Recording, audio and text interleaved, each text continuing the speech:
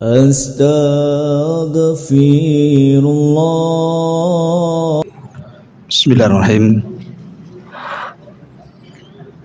Assalamualaikum warahmatullahi wabarakatuh. Alhamdulillah wassalatu wassalamu ala Rasulillah wa ala alihi wa sahbihi wa mawalah wa la hawla wa la quwata illa billahi wa ba'du. Alhamdulillah, di malam hari ini kita bisa duduk kembali untuk bertalabul ilmi, dan malam ini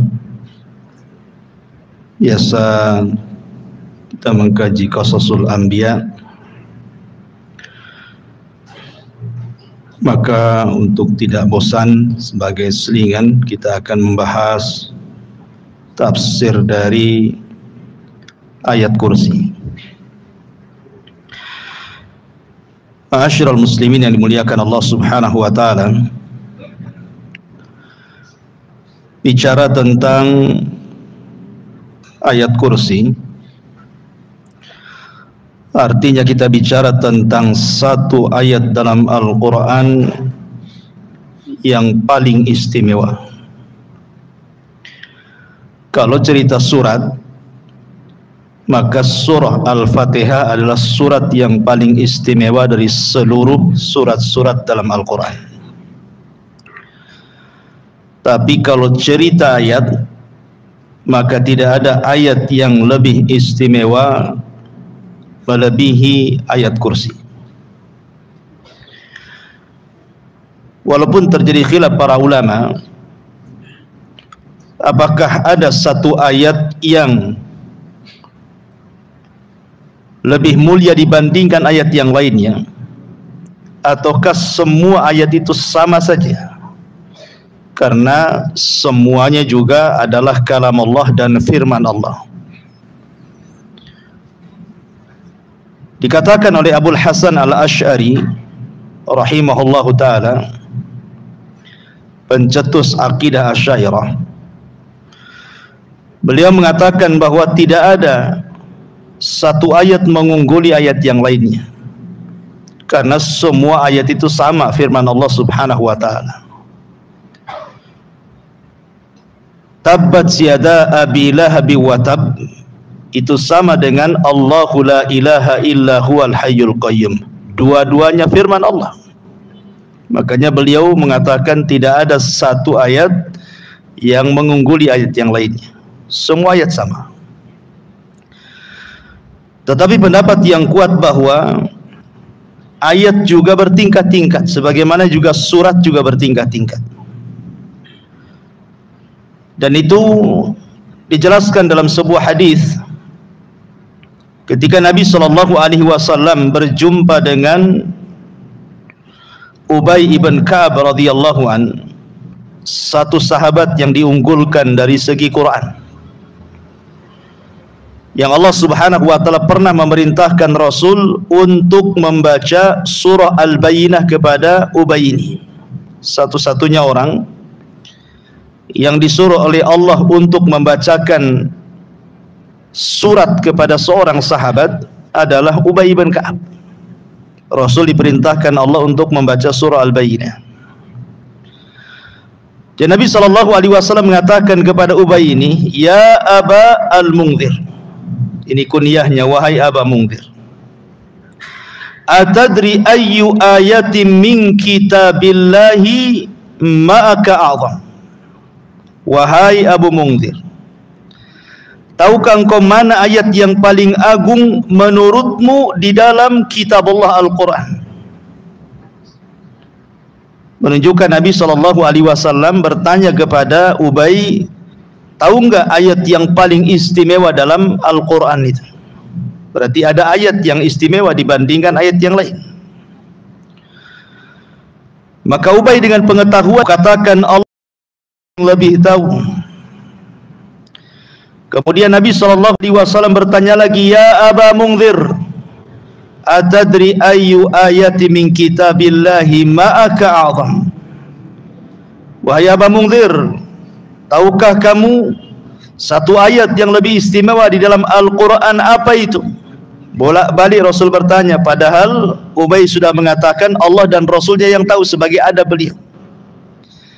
Akhirnya Ubay dengan pengetahuannya mengatakan, Allahu la ilaha illa huwal hayyul qayyum.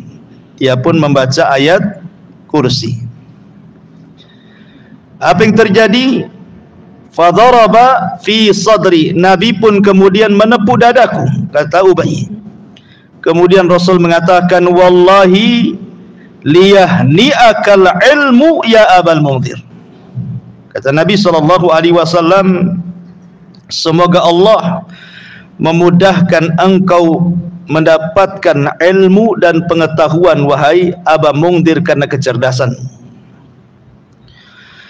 Dari riwayat ini menunjukkan bahwa di sana ada ayat yang lebih istimewa dibandingkan ayat-ayat yang lainnya.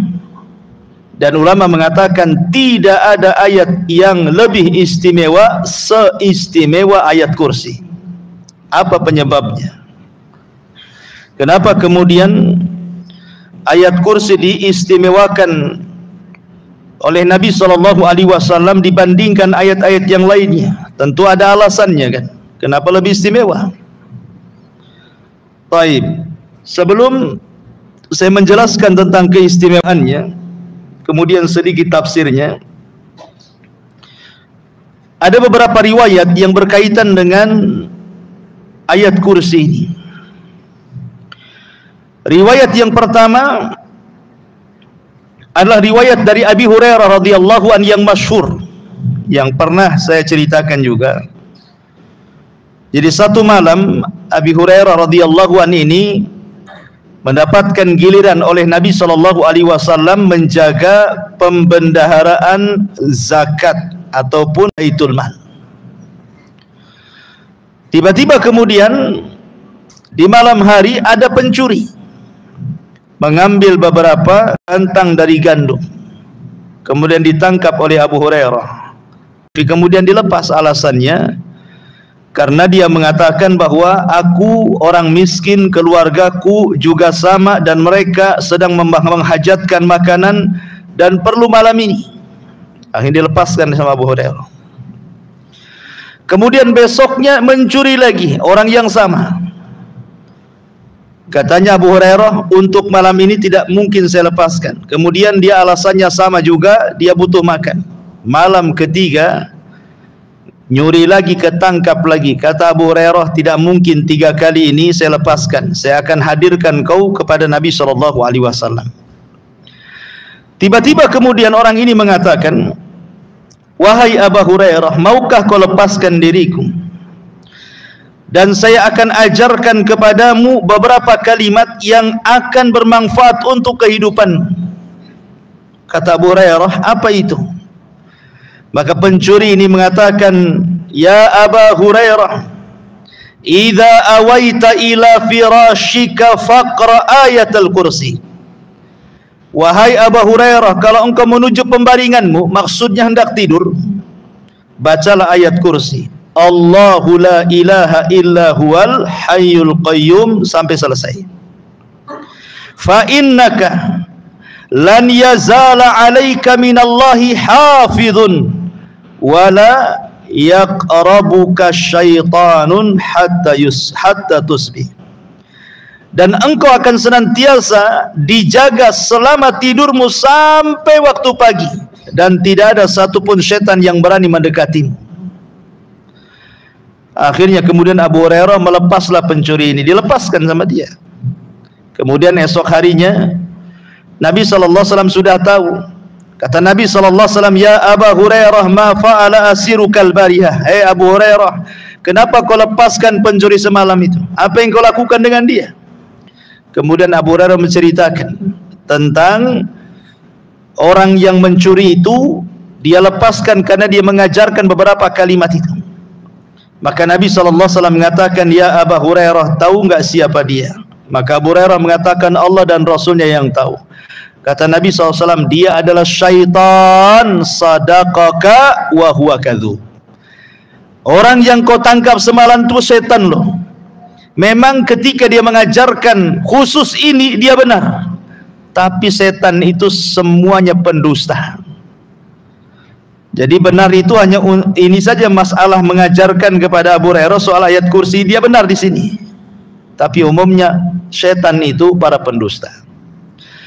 Dari sini menunjukkan bahwa disyariatkan membaca ayat kursi kapan? Sebelum tidur. Ya, disyariatkan seseorang membaca ayat kursi sebelum tidur supaya dijaga dari syaitan. Ini satu. Kemudian yang kedua, hadis dari Ubay ibn Ka'ab radhiyallahu an, kasusnya sama. Jadi Ubay bin Ka'ab juga suatu malam dia sedang menjaga Baitul Mal, tiba-tiba ada yang mencuri, kemudian ketika dipegang rupanya berbulu semua tangannya. Ketika ditanya siapa kamu, kemudian dia ngaku dia setan. Kemudian dia mengajarkan kepada Ubay ibn Ka'ab ini, idza qara'taha ghudwatan ujirta minna hatta tumsiyah, wa idza qara'taha hina tumsi ujirta minna hatta tusbiha. Siapa yang membacanya ketika pagi maka ia akan dilindungi oleh Allah dari gangguan syaitan hingga petang, dan siapa yang membaca ketika petang maka ia akan dilindungi hingga di waktu pagi. Ya. Jadi di sini juga ayat kursi disunahkan dibaca ketika pagi dan petang supaya tidak diganggu syaitan. Ini juga riwayat tentang keutamaan ayat kursi. Kemudian yang ketiga, hadis dari Abu Umamah radhiyallahu an, man qara'a ayatal kursi fi duburi kulli salatin maktubatin lam yamna'hu min dukhulil jannati illa an yamuta. Sesiapa membaca ayat kursi setiap selesai solat, tidak ada yang menghalanginya dia masuk surga selain kematiannya. Kata para ulama bahwa orang yang mendawamkan membaca ayat kursi setelah solat, maka orang itu dapat jaminan surga. Ini keistimewaan luar biasa baca ayat kursi setelah solat.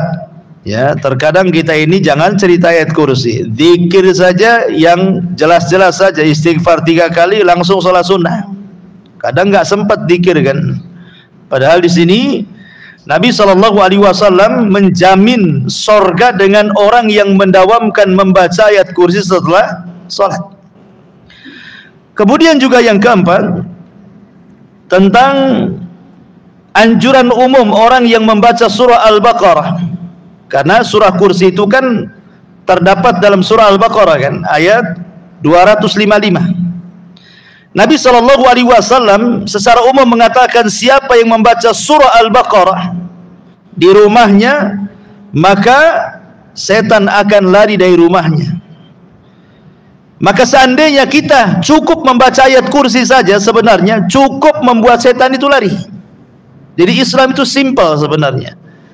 Jadi kalau seandainya antum punya toko, merasa tokonya disihir orang, baca saja ayat kursi, nanti setannya juga kabur. Setan rumah kok kayak angker, baca saja ayat kursi. Ingat, mengusir setan itu dengan cara dibaca, bukan dengan cara ditulis kaligrafi kemudian dipajang di tembok. Itu tidak akan mengusir setan. Nanti susah pula, nanti kaligrafi di depan, oke lah, tidak lewat depan, belakang pula tak ada kaligrafi. Nanti lewat belakang pula. Jadi maksudnya begini, ikhwan, setan itu tidak takut kaligrafi. Ya, setan itu takut kalau kaligrafi itu kita baca. Karena Quran itu bukan untuk dipajang, Quran itu untuk dibaca. Apalagi kalau kaligrafinya tak bisa dibaca pula, kan ada itu kaligrafi yang susah dibaca itu. Mungkin sudah modelnya kayak gitu kan. Yang punya kaligrafinya aja suruh baca tak tahu dia. Jadi asal beli saja kan itu. Karena ada bentuk kaligrafi, kaidah-kaidahnya kita tidak paham gitu ya. Lah gimana nggak bisa dibaca, ngusir setan gitu. Jadi kalau ingin ngusir setan, baca. Ya, merasa di tokonya disihir orang, baca kursi, ayat kursi di tokonya. Merasa rumahnya kok angker, baca. Merasa tempat itu angker, baca ayat kursi. Sebenarnya mudah, simpel dalam Islam itu. Ya, kita saja yang kemudian malas membaca ayat kursi itu. Termasuk juga ma'asyiral muslimin yang dimuliakan Allah Subhanahu wa taala, disunahkan juga membaca ayat kursi ini ketika seseorang terasa terganggu atau diganggu oleh syaitan. Ya, umpamanya antum merasa kesambet atau apa gitu ya. Ya, baca ayat kursi. Baik. Ini sedikit dari keistimewaan ayat kursi. Pertanyaannya ikhwatu fiddin, kenapa ayat kursi ini kok istimewa sekali di antara ayat-ayat yang lainnya? Yang pertama, karena memang nas hadis sendiri yang tadi sudah saya bacakan, hadis tentang Ubay bin Ka'ab, Rasul yang mengatakan seperti itu. Ketika bertanya kepada Ubay, tahukah engkau wahai Ubay ayat yang paling istimewa dalam Al-Quran? Kemudian Ubay menjawab ayat kursi dan Rasul membenarkannya. Ini satu. Kemudian yang kedua, keutamaan ayat kursi ini disebutkan karena dalam ayat kursi ini terkandung banyak makna yang tidak ada pada ayat-ayat yang lainnya. Seperti saya contohkan tadi, tabat yada Abi Lahab wa tab. Celakalah kedua tangan Abi Lahab dan celaka. Itu juga Quran juga kan, satu ayat tuh. Tabat yada Abi Lahab wa tab, itu satu ayat. Kemudian Allahu la ilaha illa huwal hayyul qayyum, itu juga ayat juga. Tapi kalau kita mau bedah tuh makna tabat yada Abi Lahab wa tab dengan Allahu la ilaha illa huwal hayyul qayyum, maka Allahu la ilaha illa huwal hayyul qayyum itu tidak ada batas. Kalau kita mau menjelaskan mungkin perlu berhari-hari, perlu berjilid-jilid itu makna la ilaha illallah, tauhid itu. Makanya karena banyak terkandung makna yang tidak ada pada ayat yang lain, makanya kemudian ayat kursi ini diistimewakan dibandingkan ayat-ayat yang lain. Itu dari segi kandungan makna. Dari segi orang yang membacanya, orang yang mentadaburinya, orang yang memikirkannya, itu pun lebih istimewa dibandingkan ayat-ayat yang lainnya. Kemudian yang ketiga, hebatnya ayat kursi ini menurut Imam Nawawi rahimahullahu taala, Allah Subhanahu wa taala menyebutkan tentang usulu asmaillah, masdar daripada nama Allah Subhanahu wa taala, di mana seluruh nama-nama Allah itu kembali kepada satu nama ini. Apa itu? Allah. Allah mulai dengan kalimat Allah. Allahu la ilaha illa huwal hayyul qayyum. Semua nama Allah itu kembali kepada Allah. Makanya kalimat tauhid itu la ilaha illallahu, tidak boleh dibaca la ilaha illa ar-Rahman, la ilaha illa al-Azizu, la ilaha illa al-Ghafur, tidak boleh. Kenapa? Karena kalimat ar-Rahman bisa saja maknanya bukan Allah. Seperti orang-orang musyrik jahiliyah, mereka mengatakan kepada si nabi palsu Musailamah al-Kadzdzab itu disebut Rahmanul Yamamah katanya. Rahmannya Yamamah katanya. Negeri Yamamah. Atau Al-Aziz bisa saja bukan Allah. Seperti Allah mengatakan wa mra'atu al-Aziz, wa mra'atul Aziz. Ya, seorang laki-laki yang memungut Nabi Yusuf itu namanya Al-Aziz. Kemudian diletakkan di istananya. Itu Aziz namanya. Tetapi ketika kita katakan Allah, tidak mungkin berpaling kecuali hanya Dia saja. Dan Allah Subhanahu wa taala sebutkan 17 kali dalam ayat kursi itu. Ya, di mana seluruh kata ganti itu kembali kepada Allah. Allah, la ilaha illa huwa lagi. Kemudian al-hayyu, al-qayyum, ya'khuduhu, hu di situ ya. Itu dhamir itu. Kemudian lahu ma fis samawati wa ma fil ardh. Man dzalladzi yashfa'. Di sini tergantung huwa, huwa kembali kepada Allah. Indahu lagi, illa biidnihi, hi lagi di situ. Dan begitu seterusnya. Ya.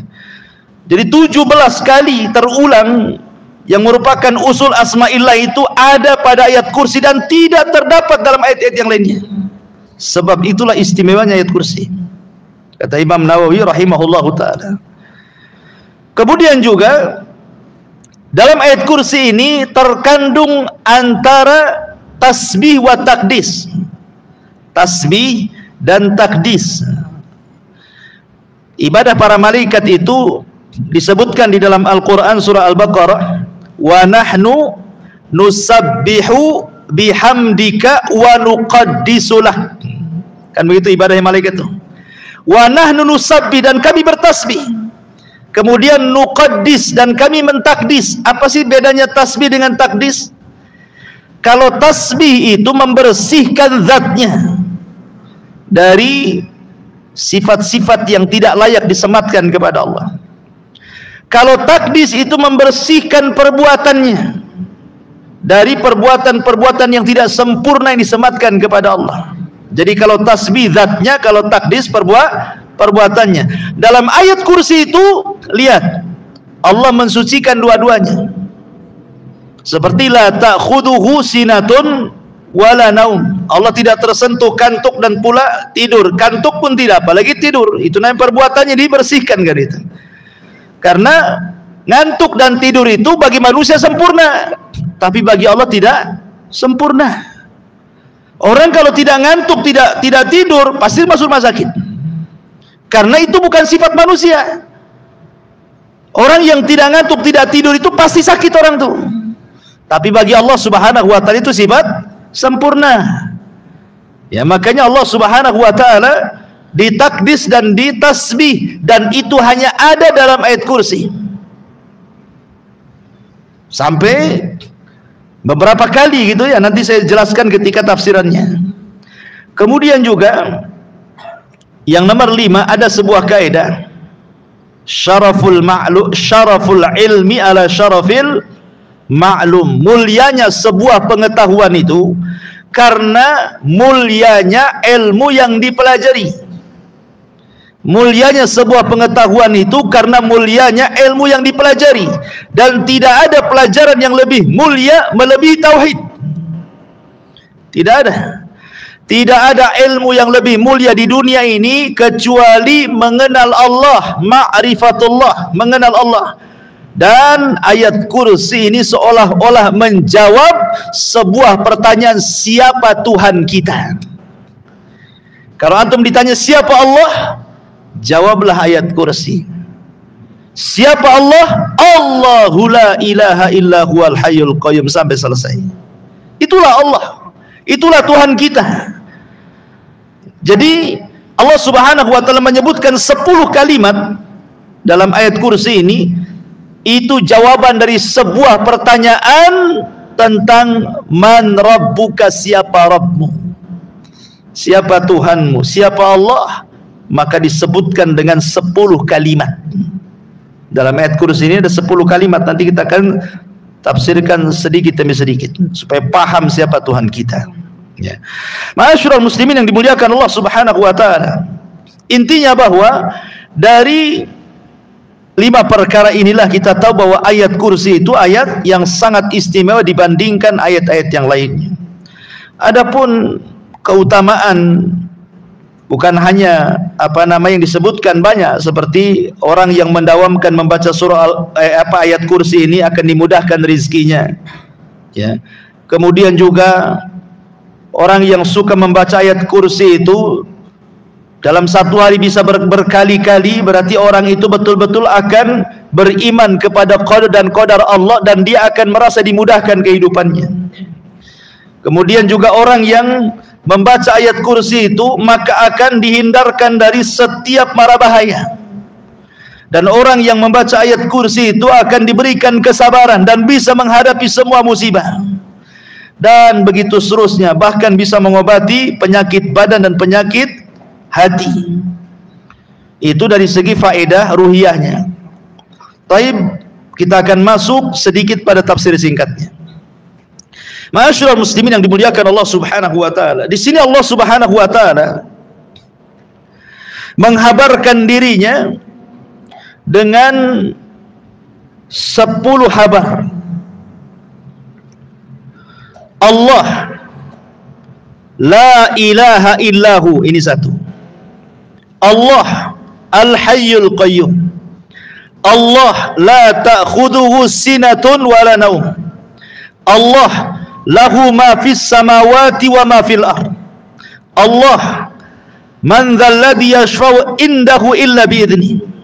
Allah ya'lamu ma baina aydihim wa ma khalfahum. Allah wa la yuhituna bi syai'in min ilmihi illa bima syaa. Allah wasi'a kursiyyuhu samawati wal ard. Allah wa la ya'udhuhu hifdhuhuma. Allah wa huwal aliyyul azim. Wa huwal aliyyul azim. Di sini Allah Subhanahu wa taala menghabarkan siapa dirinya dengan 10 habar. Yang pertama, Allah. Siapa Allah? Allah adalah la ilaha illahu. Dia tidak ada ilah sesembahan yang berhak disembah kecuali Dia.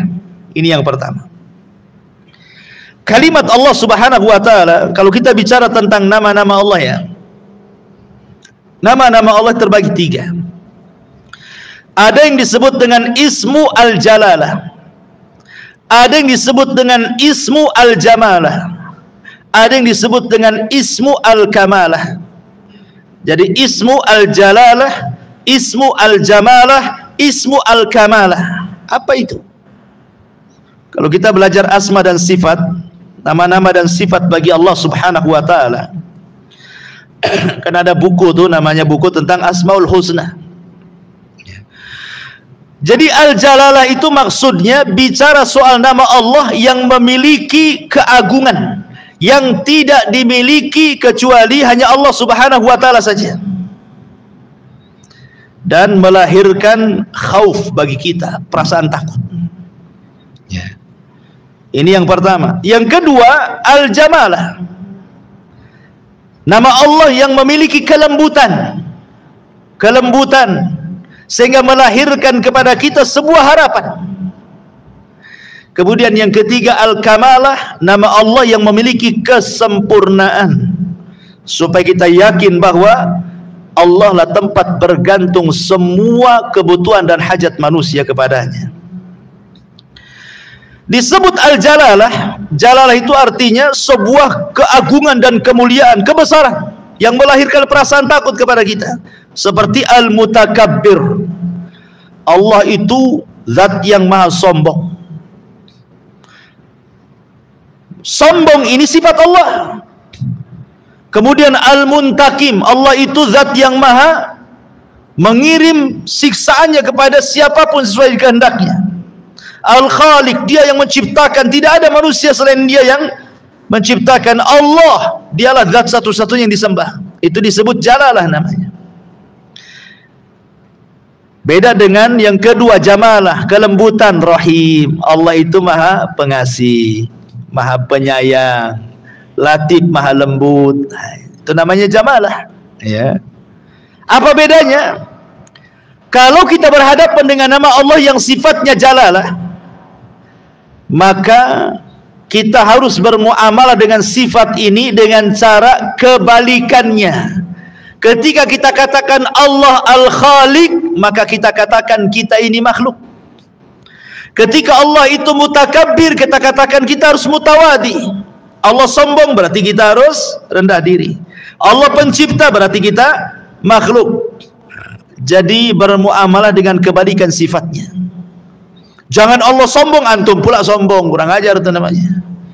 Ya. Allah sombong, kita harus tawadu. Siapa kita di hadapan Allah? Sombong itu adalah ridanya Allah. Beda dengan yang kedua, sifat Jamalah, kita harus menirunya. Allah Rahim, berarti kita juga harus Rahim. Allah Ghafur, berarti kita juga harus Ghafur. Kalau Allah penyayang, kita berusaha untuk menyayang. Kalau Allah itu pengampun, berusaha kita mudah memaafkan, dan begitu seterusnya. Ya.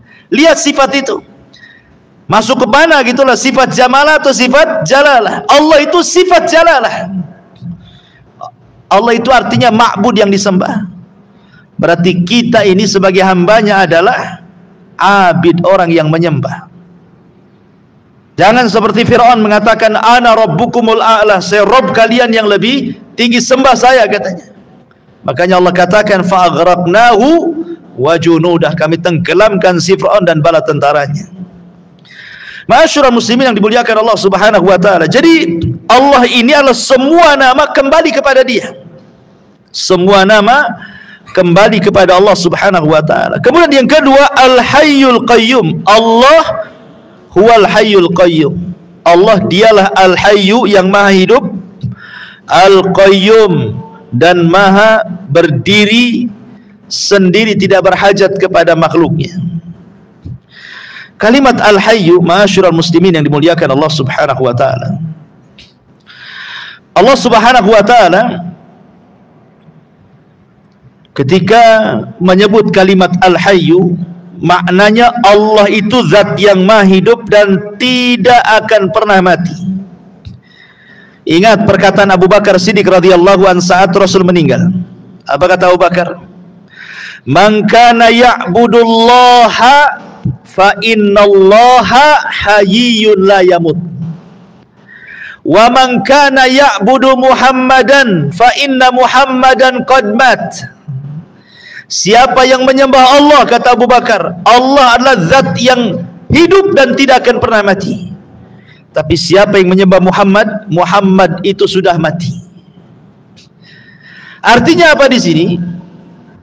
Artinya Allah Subhanahu wa taala disifati dengan sifat hidup dan tidak didahului dengan kematian. Allah tidak pernah didahului dengan kematian, beda dengan manusia. Awalnya tidak ada, kemudian menjadi ada. Makanya Allah mengatakan, hal ata 'alal insan hinum minad dahri lam yakun syai'an madhkura. Bukankah pernah datang kepada manusia waktu di masa yang ketika itu belum merupakan sesuatu yang bisa disebut, belum ada namanya langit, bumi, Adam, Hawa, manusia, fulan, tidak ada. Baru kemudian Allah ciptakan, barulah tersebut nama-nama itu. Tetapi Allah Subhanahu wa taala tidak ada dengan ketidakadaan. Allah itu senantiasa ada dan akan pernah ada dan akan terus ada, karena Dia tersifati dengan sifat hidup. Ketika Allah Subhanahu wa taala tersifati dengan sifat hidup, artinya semua hajat kita akan didengar oleh Allah Subhanahu wa taala. Karena zat yang hidup, maka Dia akan melihat, Dia akan mendengar, Dia akan mengijabah, Dia akan mengabulkan, dan begitu seterusnya. Kebalikannya, kalau zat itu mati, tidak bisa mengabulkan apapun permintaan kita. Lihat ketika Ibrahim menghancurkan patung-patung Namrud, kemudian palunya diletakkan di patung yang paling besar. Kemudian Namrud mengatakan, a'anta fa'alta hadza bi alihatina ya Ibrahim. Hai Ibrahim, kau yang melakukan menghancur-hancurkan patung-patung ini ya, katanya. Kata Ibrahim, tidak. Yang menghancurkan itu loh berhala yang gede, itu palunya ada di situ, katanya. Ya. Coba saja tanya, in kanu yantiqun, kalau mereka bicara, katanya. Tanya saja kalau mereka bicara. Ibrahim ingin mengatakan dengan kalimat, jika mereka bicara, katakan ini loh patung mati. Jangan lagi diajak bicara, bicara pun tidak bisa. Macam mana kalian akan berdoa kepada zat yang mati, tidak bisa bicara, tidak bisa mendengar, tidak bisa melihat, bahkan dia juga tidak bisa menjaga dirinya. Jadi berhala-berhala yang disembah kepada selain Allah, mereka adalah berhala-berhala mati. Tidak mungkin kita meminta ke sesuatu yang mati. Mintalah kepada Allah zat yang maha hidup, yang sudah jelas-jelas hidup, kan gitu. Ini disebut dengan Al-Hayyu. Kemudian yang kedua, Al-Qayyum. Qayyum ini ada dua penafsiran para ulama. Maknanya Allah tidak berhajat dengan makhluknya. Kita yang berhajat kepada Allah. Allah tidak berhajat kepada makhluknya, kita yang berhajat kepada Allah. Dari sini sebagian ulama mengatakan Al-Qayyum itu sama dengan kalimat As-Samad dalam surah Al-Ikhlas. Qul huwallahu ahad, Allahu samad. Samad itu artinya apa? Tempat bergantung semua makhluk. Itulah makna Al-Qayyum. Allah tidak berhajat dengan kita, tapi kita berhajat dengan Allah.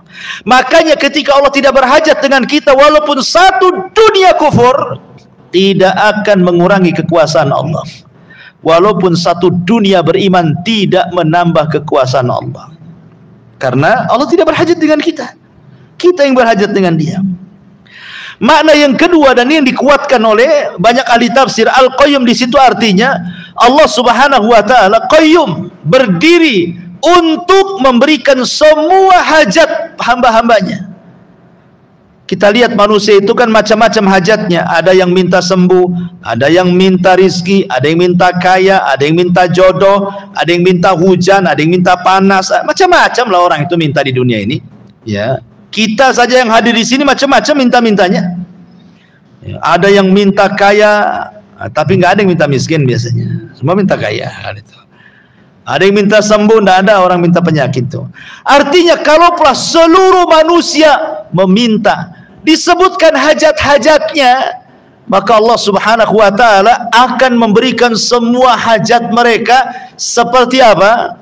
Seperti seseorang menyelupkan tangannya ke lautan, kemudian diangkat, kemudian neteslah di ujung jari, setetes itulah Allah berikan kepada seluruh hajat manusia itu.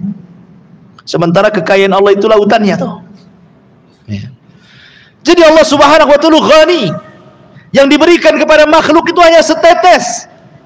Dari setetes ini ada yang menjadi kaya, ada yang jadi sultan, ada yang jadi menteri, ada yang jadi presiden, ada yang jadi profesor, macam-macam. Yang satu tetes ini, gimana dengan lautan Allah Subhanahu wa taala itu? Makanya heran kalau para ulama dulu melihat kita ini, seolah-olah kita ini mengejar yang satu tetes tapi meninggalkan yang lautan. Jadi para ulama dulu itu kalau memandang kita, mungkin kalau mereka hidup hari ini, mungkin mereka memandang kita itu seolah-olah kita mengejar yang setetes dan meninggalkan yang lautan. Ya, ibaratnya mungkin antum lempar satu butir gula ke 1000 semut, pasti rebutan tuh. Ya, yang satu butir itu direbutkan orang-orang tuh. Padahal ngapain dia ngejar satu tetes sementara lautan terbentang lebar? Ya, karena dunia itu terkadang terhalang pandangan lautan dan hanya terpandang kepada yang satu tetes itu. Orang nggak yakin dengan sorga masalahnya, dan yakin dengan dunia, makanya mengejar yang satu tetes dan meninggalkan yang satu lautan itu. Ya. Tapi masyaallah muslimin yang dimuliakan Allah Azza wa Jalla, jadi qayyum itu artinya Allah mudabbir. Jadi memberikan seluruh hajat hamba-hambanya. Itu mana al-qayyum yang kedua, ini yang banyak dikuatkan oleh para ulama. Kemudian Allah mengatakan Allahu la ilaha illahu. Kemudian Allahu al-hayyul qayyum la ta'khuduhu sinatun wala naum. La ta'khuduhu sinatun wala naum. Allah tidak pernah tersentuh kantuk apalagi tidur. Karena logikanya begini, ikhwan, walillahil matsalul a'la, tentu bagi Allah permisalan lebih tinggi dibandingkan kita ya. Antum saja kalau naik motor, jangankan lagi tidur, ngantuk saja bisa nabrak orang. Apalagi kemudian nyetir sambil tidur, saya jamin bangun mungkar nakir depan antum. Ikhwan, itu manusia itu. Walillahil matsalul a'la, kan begitu ya? Permisalan lebih tinggi lagi. Makanya ada sebuah kisah Israiliyat, walaupun kisah ini banyak dilemahkan para ulama, tapi kita ambil ibrahnya. Nabi Musa alaihi salatu wassalam, karena disebutkan oleh Imam Ibnu Katsir di dalam tafsirnya juga, ketika mentafsirkan la ta'khudhuhu sinatu wala naum, tapi beliau menjelaskan bahwa hadis ini mungkar. Jadi Nabi Musa alaihi salatu wassalam pernah bertanya kepada para malaikat, hal yanamullah, apakah Allah tidur? Kata Nabi Musa ini. Maka Allah Subhanahu wa taala mewahyukan kepada para malaikat untuk membawa 2 piring bejana. Kemudian Musa disuruh berdiri dan diletakkan 2 piring bejana di kedua telapak tangannya sambil berdiri seperti ini. Pegang wahai Musa. Jadi ini 1 piring di tangan kanan, 1 piring di tangan kiri, kemudian diisi air 2 bejana tersebut. Musa tidak paham. Untuk apa? Kata malaikat, sudah, pegang saja sambil berdiri. Sampai kapan? Sudah, pegang saja sambil berdiri. Jadi Musa itu begini saja, lama ngantuk akhirnya dia. Ketika ngantuk, jatuh pula yang sebelah kanan, perang. Oh, beta terbangun lagi. Dia masih bertahan satunya lagi, ngantuk lagi, jatuh lagi, perang. Dua-duanya akhirnya jatuh kemudian pecah. Kata malaikat, ya Musa, kalau Allah tersentuh ngantuk apalagi tidur, seperti itulah alam semesta, seperti dua bencana yang ada di tanganmu tuh. Ya. Kalau seandainya Allah tidur, sudah tabrakan tuh bulan, bumi, bintang, galaksi di langit itu sudah kiamat tuh. Kalau sampai Allah tersentuh ngantuk dan tidur, kiamat di dunia ini. Siapa yang mengkontrolnya? Yang mengontrolnya tidur. Ya. Masyarul muslimin, lihat orang nahkoda kapal saja kadang-kadang dia nabrak-nabrakan gitu ya. Mobil saja kalau ngantuk ketabrak-tabrak gitu. Itu logisnya seperti itu. Jadi mustahil Allah itu tersentuh tidur dan apalagi tersentuh ngantuk, apalagi tidur, karena dua sifat ini adalah sifat yang kurang bagi Allah, tapi sempurna bagi manusia. Manusia ini kadang-kadang nggak sempat ngantuk, tidur pun ada. Ya, tengok bantal guling nggak sempat ngantuk, langsung tidur dia. Ya, ada tuh orang kayak gitu tuh. Ya. Tapi umumnya ngantuk dulu baru tidur, dan itu sempurna bagi manusia. Kalau manusia ngantuk tidur sempurna, memang ada manusia. Justru kalau anda tidak ngantuk, tidak tidur, pasti ke rumah sakit minta obat tidur, karena tidak sempurna sifat itu. Tapi bagi Allah subhanahu wa ta'ala, tidak ngantuk dan tidak tidur adalah sebuah kesempurnaan untuk menjaga keamanan alam semesta ini. Baik, masyarul muslimin yang dimuliakan Allah subhanahu wa ta'ala, Allah mengatakan lahu ma fis samawati wa ma fil ardh. Yang keempat, Allah menghabarkan dirinya. Siapa Allah? Maka Allah katakan lahu ma fis samawati wa ma fil ardh. Kepunyaan Allah lah yang ada di langit dan yang ada di bumi.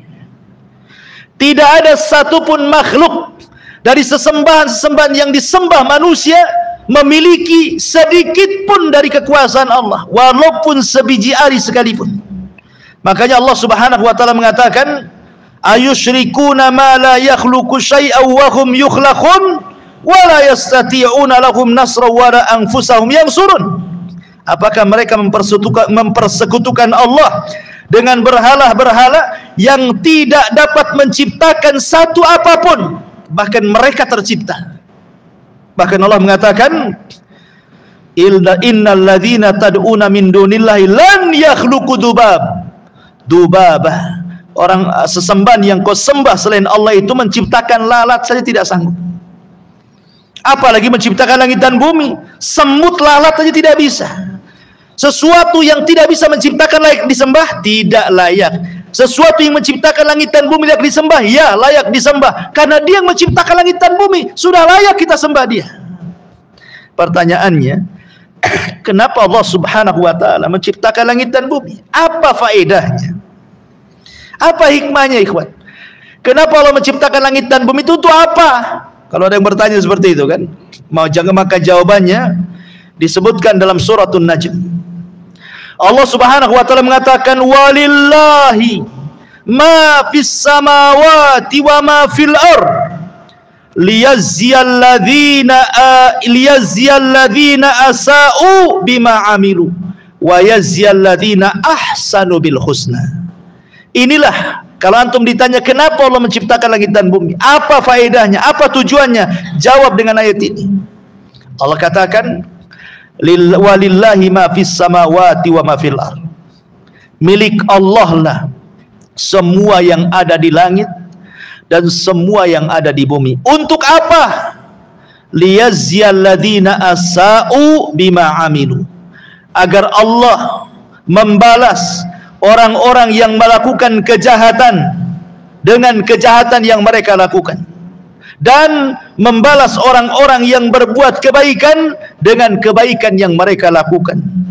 Jadi tujuan Allah menciptakan langit dan bumi itu untuk manusia, menguji manusia.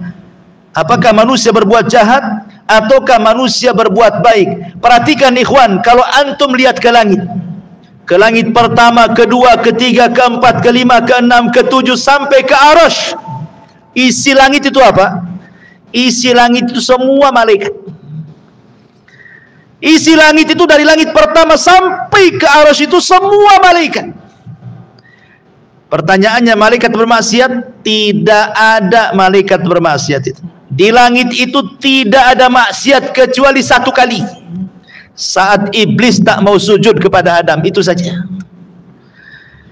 Tetapi itu satu kali saja. Selepas itu di langit tidak ada maksiat sampai hari ini. Karena malaikat itu tidak disifati dengan sifat itu kan. Mereka itu wa yaf'aluna ma yu'marun, melakukan apapun yang diperintahkan oleh Allah. Coba kalau kita lihat ke bumi, itu kan lihat ke langit tuh. Di langit tidak ada maksiat. Kita lihat ke bumi. Bumi ini macam-macam, ada syiriknya, ada bid'ahnya, ada maksiatnya. Macam-macam, ada yang kedukun, ada yang durhaka kepada orang tua, berdusta, ghibah, namimah, macam-macam di bumi ini maksiat. Terbalik ya. Kalau di langit ibadah semua, di bumi ini macam-macam maksiat ada. Macam-macam maksiat di bumi ini. Ya, karena manusia tidak seperti malaikat. Manusia tidak seperti malaikat. Makanya manusia itu kalau mereka kemudian bisa menahan diri untuk tidak bermaksiat, lebih mulia dibandingkan malaikat. Tapi kalau mereka tidak bisa menahan diri, masuk pula ke dalam maksiat, lebih hina dibandingkan binatang ternak. Itulah manusia. Dari sini ikhwatu fiddin, maka mintalah kepada Allah Subhanahu wa taala supaya kita bisa melakukan amal kebaikan dan supaya bisa menjauhkan dari amal keburukan. Dan di sini ada kaedah, Allah itu ditaati karena izinnya dan Allah dimaksiati karena pengetahuannya. Yuta'u bi'idnih wa yu'sa illa bi'ilmih, katanya ulama. Maksudnya gimana?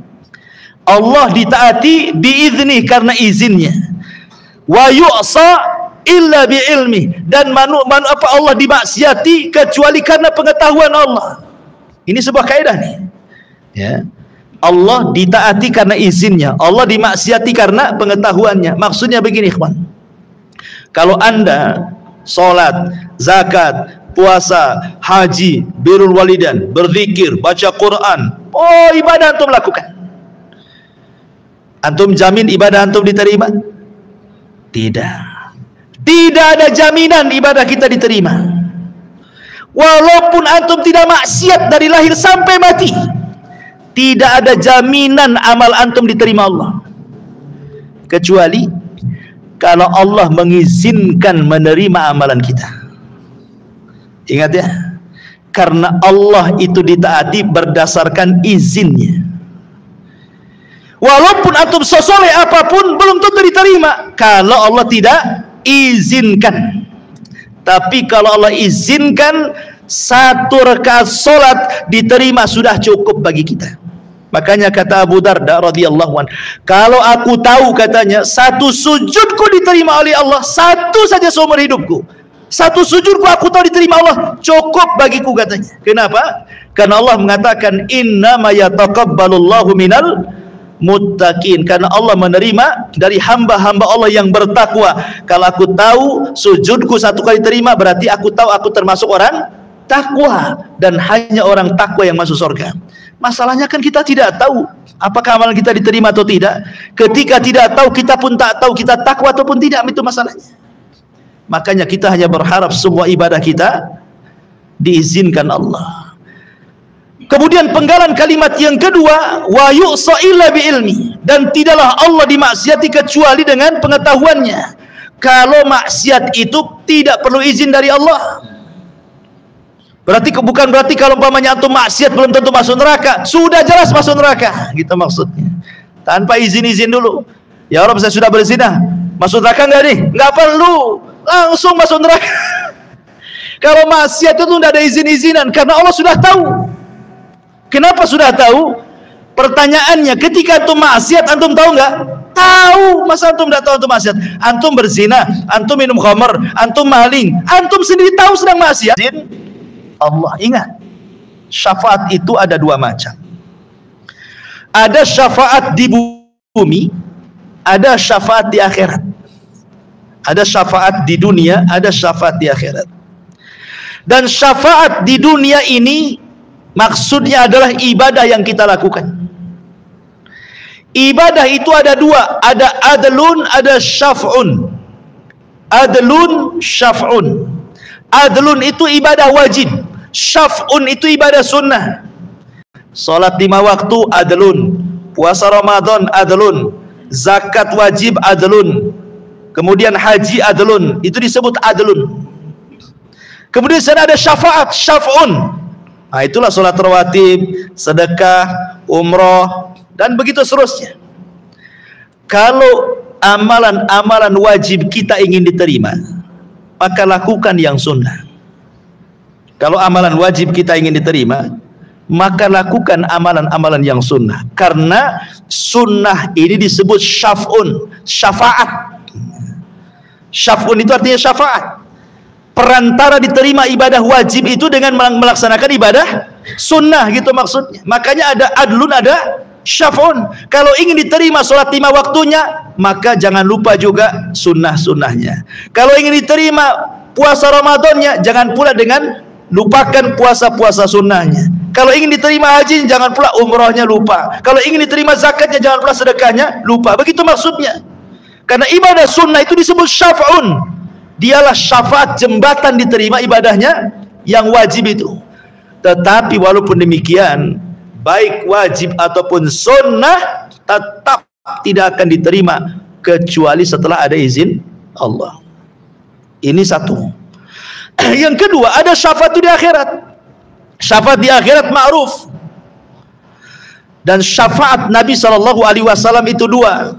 Ada di masa hidupnya, ada setelah kematiannya. Kalau di masa hidupnya boleh kita berikan meminta syafaat seperti Anas bin Malik datang kepada Rasulullah masa hidup tuh. Rasul, berikan aku syafaat di hari kiamat, kata Anas.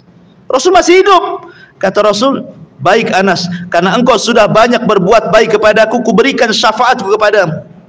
Kata Anas bin Malik radhiyallahu an, di mana aku akan dapati syafaat pada hari kiamat wahai Rasul? Kata Rasul, temui aku di telagaku.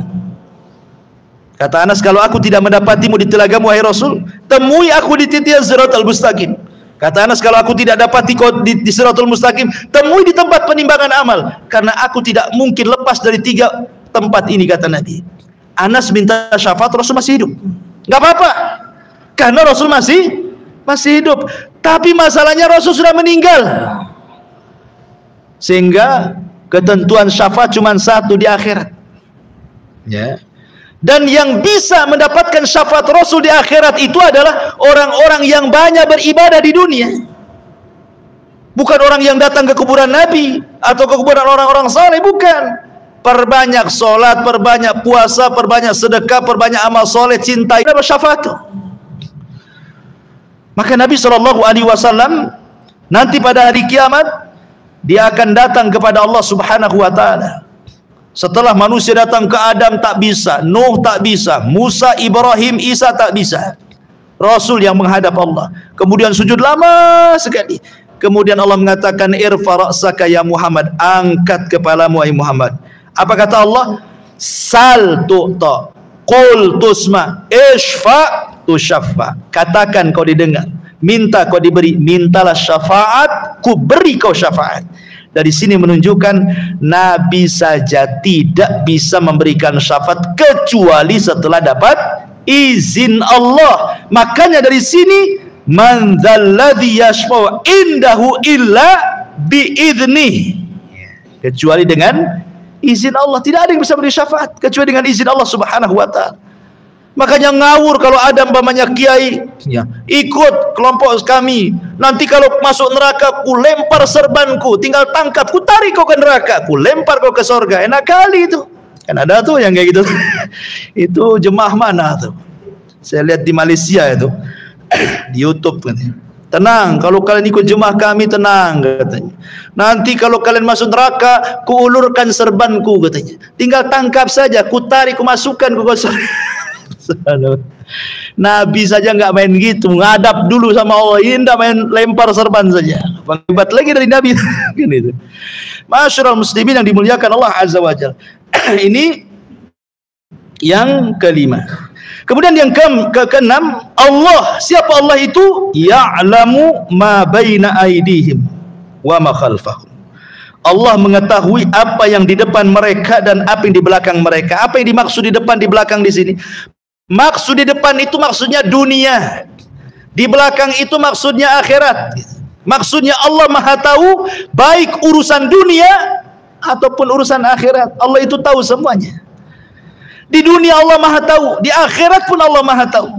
Wala yunabbi'uka mithlu khabir. Dua alam ini Allah tahu, dunia akhirat Allah tahu. Kita ini tak tahu, satu jengkal di bawah kaki kita pun tak tahu ada cacing atau tak ada cacing. Kita tak tahu. Kita ini terbatas pengetahuannya, penglihatan kita aja terbatas. Sampai mana antum bisa melihat? Pendengaran kita terbatas, sampai di mana antum mendengar? Ada jarak tertentu atau tidak bisa mendengar. Ya. Karena manusia itu makhluk yang lemah. Allah itu mengetahui yang telah, yang sedang, dan yang akan datang. Bahkan perkara yang mustahil terjadi, kalau terjadi Allah tahu. Anggaplah sesuatu itu mustahil terjadi, tapi kalau terjadi Allah tahu. Seperti firman Allah mengatakan, "Lau radduhu la'adu limanuhu anhu." Lau rudduhu la'adu limanuhu anhu, kata Allah.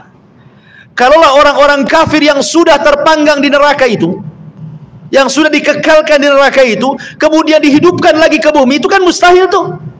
Masa ada orang sudah masuk neraka, bumi sudah dihancurkan, tiba-tiba dikembalikan ke bumi, buminya pun sudah tidak ada, kan mustahil. Tapi kalau terjadi, ada orang masuk neraka, orang kafir, kemudian dibalikan lagi ke bumi, walaupun mustahil, Allah tahu pasti dia kafir lagi nanti di dunia. Dan ini sebagai jawaban orang yang bertanya, Ustaz, saya sih pusing kali katanya. Kenapa pusing? Minum pil bodrek aja lah. Enggak, bukan itu maksudnya. Begini, orang kafir ini hidup sama dengan kita. Ada yang 60 tahun, ada yang 50 tahun, ada yang 60 tahun meninggal. Dengan kekafirannya 60 tahun tiba-tiba masuk neraka pula, dikekalkan di dalamnya. Saya nggak masuk akal nih. Bisa dipahami nih? Ya. Kok ada orang berbuat kekufuran, kesyirikan 40 tahun, kok bisa kekal di neraka itu? Gimana ceritanya? Kalau antum ditanya seperti itu, jawabannya gimana? Ah, ini jawabannya ini. Karena Allah itu Maha tahu. Maha tahu kepada sesuatu yang mustahil terjadi. Kalau terjadi Allah tahu. Karena orang-orang kafir ini Allah sudah tahu, mereka sudah dimasukkan ke neraka nih. Kalau dibalikan ke dunia pasti kufur lagi dia. Jadi ngapain pula ya dimasukkannya seterusnya di situ? Itu jawabannya ya. Ah, begitu jawabannya. Jangan bingung. Nah, itulah jawabannya. Ma'asyiral muslimin yang dimuliakan Allah khalfam. Kemudian yang ketujuh, Allah, siapa Allah? Wala yuhituna bi syai'in min ilmihi illa bima syaa. Ya. Wala yuhituna bi syai'in min ilmihi illa bima syaa. Mereka tidak mengetahui apa-apa dari ilmu Allah melainkan apa yang Allah saja. Artinya, kalau Allah bandingkan pengetahuan manusia, tidak akan mampu meliputi pengetahuan Allah Subhanahu wa taala karena luasnya pengetahuan Allah. Ingat kisah Nabi Khidir dengan Nabi Musa. Salah satu kisah Nabi Khidir dengan Nabi Musa itu, suatu hari Musa dengan Khidir itu naik perahu. Tiba-tiba kemudian ada burung nuki dari langit, kemudian ngambil dengan paruhnya air seteguk, kemudian naik lagi ke langit. Kemudian Khidir mengatakan kepada Musa, ya Musa, tidaklah pengetahuanku dan pengetahuanmu kalau digabung, kata Nabi Khidir, itu tidak lebih daripada tegukan burung itu dari air lautan. Sementara pengetahuan Allah seluas lautan ini, katanya. Padahal mereka dua-duanya Nabi. Tapi pengetahuan keduanya itu ibarat satu tegukan saja. Itulah pengetahuanku dan pengetahuan kamu. Ya, karena Allah mengatakan, wa ma utitu min ilmin illa qalila. Tidaklah kami diberikan ilmu kecuali sedikit. Yang sedikit inilah yang kemudian jadi profesor, jadi penemu, jadi orang cerdas dari macam-macam. Padahal sedikit itu yang Allah keluarkan, yang Allah kasihkan di bumi itu. Bagaimana kita bisa meliputi ilmu Allah Subhanahu wa taala? Allah lah yang meliputi dengan ilmunya kita semuanya. Itulah Allah. Makanya tidak ada satu pun yang bergerak kecuali Allah tahu. Mau di langit, mau di bumi, mau di gelap, mau di terang, bahkan daun-daun yang jatuh saja Allah tahu berapa jumlahnya, berapa yang jatuh, kapan jatuhnya, hari apa, malam apa, bulan apa, tahun apa, Allah tahu semuanya. Karena pengetahuan Allah itu meliputi semua makhluknya. Belum lagi bukan hanya ilmunya saja, Allah kirim lagi utusan-utusannya. Allah kasih malaikat menjaga kiri kanan kita, depan belakang kita. Walaupun kita orang kafir sekalipun, tetap Allah kirim malaikat yang menjaga kita. Buktinya apa? Buktinya kalau antum tidur di teras, tidak ada rombongan semut masuk ke telinga antum kan. Padahal kalau semut dendam sama antum ketika antum semprot baygon, kemudian mati separuh penduduknya, dia dendam tuh. Saat antum tidur, dia bisa kita masuknya ke telinganya tuh. Kurang aja dia sudah membunuh teman-teman kita kan. Ada ceritanya semut bogeng masuk ke telinga antum? Nggak ada. Nggak ada ceritanya. Kenapa? Karena dijaga malaikat ketika tidur itu. Wa inna alaikum lahafidhin. Kan semut bisa saja bogengnya kan, tapi tidak terjadi. Ia adalah 1-2 yang kemasukan semut telinganya, tapi umumnya nggak akan terjadi itu. Kenapa? Karena dijaga malaikat. Atas perintah siapa? Allah yang perintahkan. Wa inna alaikum lahafidhin kiraman katibin, dan begitu seterusnya. Kemudian Allah mengatakan yang ke-8, Allah, tahukah siapa Allah? Allah wasi'a kursiyuhus samawati wal ardh. Allah, dialah yang kursinya meliputi langit dan bumi. Bicara tentang kursi, makanya ayat ini disebut ayat kursi. Apa sih kursi di sini? Ayat kursi. Apa sih kursi di sini? Kalau kursi ma'ruf lah, antum di rumah banyak kursi. Ya kan, di ruang tamu mesti ada kursi semua. Apakah kursi itu maksudnya kursi-kursi yang antum pahami di situ? Ada sebagian para ulama mentafsirkan maksud daripada makna kursi itu apa. Yang pertama, ada yang mengatakan kursi itu artinya ilmu Allah. Jadi ayat kursi itu artinya ayat yang bicara tentang pengetahuan dan ilmu Allah yang meliputi semua makhluknya. Jadi kursi itu artinya ilmu yang Allah miliki. Yang pertama. Yang kedua, maksudnya kursi adalah arash. Jadi maksudnya kursi, arash itu sendiri makhluk yang paling besar gitu ya. Jadi kursi dengan arash itu sama saja. Ini juga penafsiran yang kedua. Penafsiran yang ketiga, maksudnya kursi adalah kudrah, kemampuan.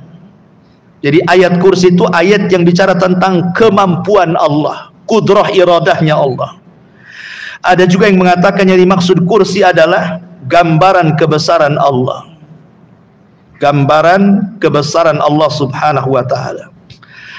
Tetapi pendapat Imam Ibnu Katsir rahimahullahu ta'ala mengatakan bahwa kursi itu adalah maudhi'u qadamai Rabbi, tempat berpijaknya kedua telapak kaki Allah.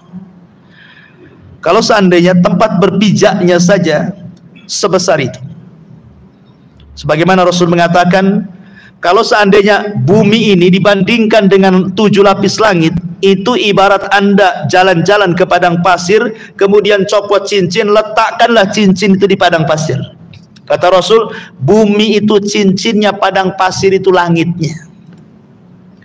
Kalau seandainya langit dan bumi dijadikan satu, dibandingkan besarnya dengan kursi, jalan-jalanlah Anda ke padang pasir, letakkan cincin di tengah padang pasir, maka langit dan bumi itu cincinnya, kursi itu padang pasirnya. Kalau seandainya kursinya antum gabung, langitnya antum gabung, buminya antum gabung, dibandingkan dengan arasy Allah, sama juga. Jalan-jalanlah ke padang pasir, lepas cincin, letakkan di padang pasir, kursinya, langitnya, buminya, itulah cincinnya, padang pasir itu arasy-nya. Pertanyaannya, bagaimana dengan zat yang menciptakannya? Allahu Akbar. Allah lebih besar dibandingkan makhluknya. Karena tempat berpijaknya saja ibarat padang pasir, dibandingkan cincin yang itu ibarat langit dan bumi. Makanya wajar kalau orang baca ayat kursi itu, makhluk yang sangat besar, setan lari. Saking agungnya kursi Allah subhanahu wa ta'ala itu. Itulah makna wasi'a kursiyuhus samawati wal ardh, dan kursinya Allah meliputi langit dan bumi. Kemudian yang nomor 9, siapa Allah? Maka Allah subhanahu wa ta'ala katakan di sini, wasi'a kursiyuhus samawati wal ardh, siapa Allah? Wala ya'udhuhu hifdhuhuma. Wala ya'udhuhu hifdhuhuma. Apa artinya wala ya'udhuhu hifdhuhuma? Wala ya'udhuhu hifdhuhuma artinya Allah tidak pernah merasa berat memelihara langit dan bumi. Allah ketika semua makhluk berhajat kepada dia, Allah tidak berat. Yang satu minta disembuhkan, yang satu minta rizki, yang satu minta pekerjaan, yang satu minta jodoh, yang satu minta jadi menteri, jadi presiden, macam-macam. Satu dunia itu kan ribuan jiwa yang minta-minta. Allah tidak berat. Ya, Allah tidak berat. Mengatur yang satu dihujani, yang satu dikeringkan, yang satu tsunami, yang satu gempa, yang Allah tidak berat. Allah tidak akan merasa berat. Lain dengan kita. Ya, baru kita aja ngelembur gitu ya. Di PT itu yang tadinya kerja dari jam 5 sampai jam 6 ditambah pula sampai jam 10. Malamnya langsung ke toko jamu. Minta diurut. Udah lemes gitu ini, berat. Besok lagi enggak mau lah, enggak mau. Berat saya. Itu makhluk. Ya. Ketika banyak dipikul itu macam-macam berat dia. Itulah makhluk Allah, enggak ada yang berat. Bagi dia ringan semuanya. Karena semua makhluk adalah ciptaan dia. Ya. Dan yang terakhir Allah mengatakan, siapa Allah? Wa huwal aliyyul azim. Dialah zat yang maha tinggi lagi besar. Kita ini kecil, Allah itu besar. Kita rendah, Allah itu tinggi. Subhana rabbiyal a'la. Subhana rabbiyal a'la.